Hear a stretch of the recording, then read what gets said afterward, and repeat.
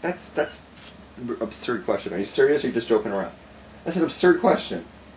I'm 50% serious. Oh, okay. Well, because God gives you a mitzvah, right. And God says, right. Gives you a desire, right. and so to say, well, I love God, but I'm not going to do that is absurd because it doesn't relationship compute. with God. But it doesn't compute. See, because God says it's like I'm not going to eat food anymore. I'm done eating food. I just want be nourished myself on spirituality. Well, you join the wrong religion, buddy, because the guru is down the hall. This is Judaism, where we're told we have to eat and eat and eat and eat, right? Right. So if you really want to do what God does and connect with God in Judaism, you're going to have to eat. Otherwise, you can't do everything He wants.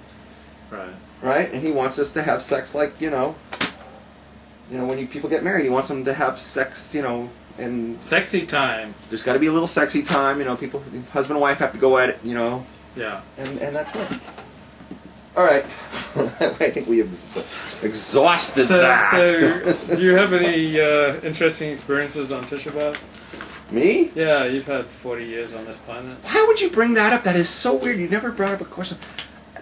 Tisha B'Av is usually when I sit down and I haven't had my coffee yet, and I haven't eaten in a day, and I've made some bizarre decisions on Tisha B'Av. Good. Give me an example. Well, when I was in America, I decided, that's it. I'm going to go learn in Eretz Yisrael. I was learning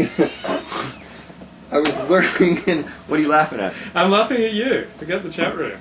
Go ahead. Finish I need thought. myself a Mexican woman. You know what, though? I'm on Facebook. I'm married to a woman from Mexico. Okay, so you made a decision on Tisha B'Av to go learn in Eretz Yisrael. Yeah, I was learning in America at a time, and I said, I need to go learn in... the Holy Land. This moment of clarity came during Tisha B'Av, and I need to go learn in the... Okay, so I went. Okay?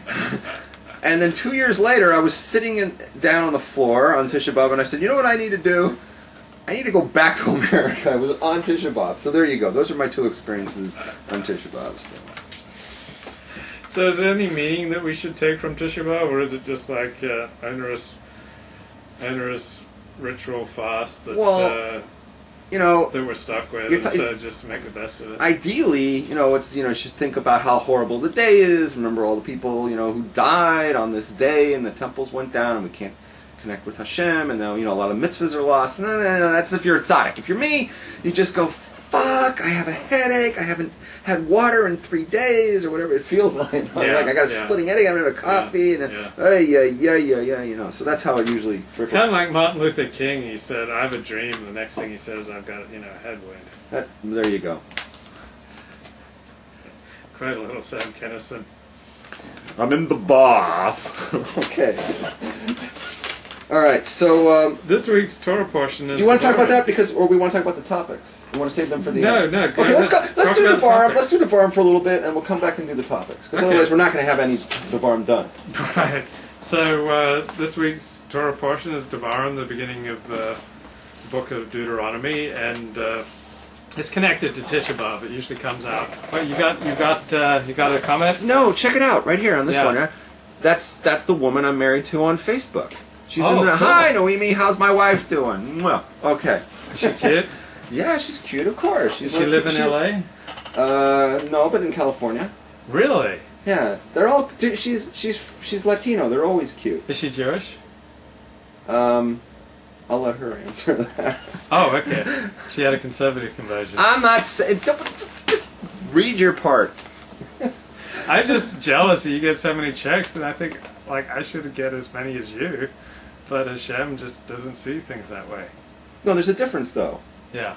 There's a difference, though. See, I'm getting teased. Ah, right. You actually move in on them, right? Right. That's true. This is a good point. Hashem compensated us for the fall of the first and second temples by giving us Goldman Sachs and the New York Times. What? Hashem compensated us for the destruction of the temples. I heard you, but I don't get it. By giving us Goldman Sachs and the New York Times. I don't get it. Well, at one point we worshipped in the temple, but now we can worship with Goldman Sachs and the New York Times. Like many people would like to spend their Shabbos morning with the New York Times. Oh, okay. And they kind of Jewish What does Goldman Sachs have to do with it? Well, it's a Jewish firm, Goldman Sachs. It's obviously Jewish, and we make billions on Wall Street. Oh. So Hashem has compensated us. This is something you need to understand, and this is something that I learned from the Lakewood Rav. For you Goyim out there, like Rabs and I, we live within the Torah corral. When God created the Jews, He gave them an extra smart Yiddish cup, which is often inclined towards mischief. But you don't have to fear Rabs and I, because we live within the Torah corral. Our every action, our every deed is governed by God's immutable moral law. It's the transgendered Jews who are out there screaming for gay rights and for civil rights and for various left-wing causes. They live outside the Torah corral. So they're the ones who are like troubling political systems and marching for left-wing causes and really shaking things up among the Goyim and like trying to make people revolutionary and left-wing and environmentalist and concerned about women's rights and rights for the sodomite and the transgendered. But Rabs and I, we will never bother you like that. We live our lives within the Torah corral. We've got both a written and oral law which minutely prescribes everything we can do and can't do. So basically, we will do the Goyim no harm. Okay. Would you agree with that? May not be the exact. Right. I would say if somebody follows the Torah 100%, they're not going to hurt anybody. Yeah. Because the Torah is designed that when it's followed, when everybody's following it, nobody gets hurt. Yeah. By each other. Yeah. And when everybody's following and everybody's doing the right thing. We don't live in a utopia today. Right. Like the only time it was close to this when it was perfect were 2 times in history. Do you know what they are? No.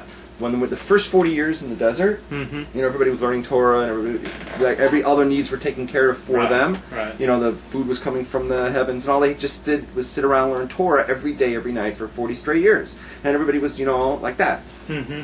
Once again, it recreated, and everything was great in the times of Solomon, Shlomo Melech, King Solomon. Yeah. And everything was really great then, and that's why he thought he was the Messiah, because there was peace in the world and everything was great. Right. And those are the only 2 times everybody was at a high level. Everybody was perfect. Right. Everybody, right? Today, it's not going to happen.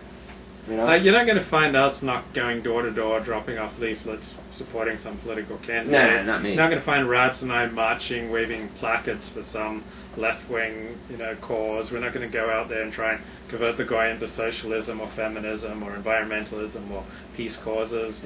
We just want to study Torah and perform Torah, and that's all we want to do. So we're not going to bother the Goyim, so they shouldn't be bothered by us. Right.